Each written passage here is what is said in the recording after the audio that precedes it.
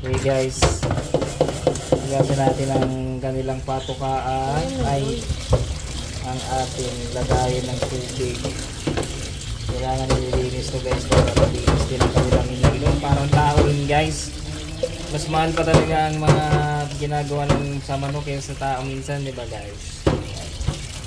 Yan, malinis. So, lagyan na natin ang tubig. Hindi muna tayo maglalagay ng kung ano dyan kasi ilang araw na sila naka Bitmin Pro. So tubig naman muna ngayon.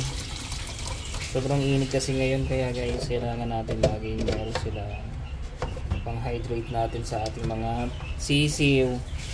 So yan. So lalagay na natin. Okay. Ito yung mga sisiw natin guys. So yan. Lagyan natin. Oops.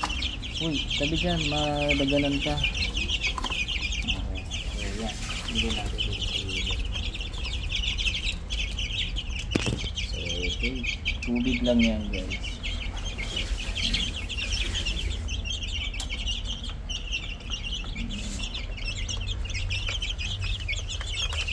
Wala natin sisiw guys. Yan, halo-halo naman. May 5K sweater, may black Spartan, merong white kelso. Binigyan ko sila kanina ng makakain na lang kasagin.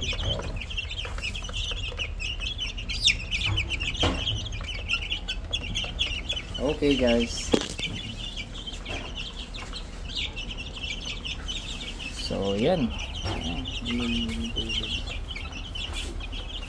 Thank you.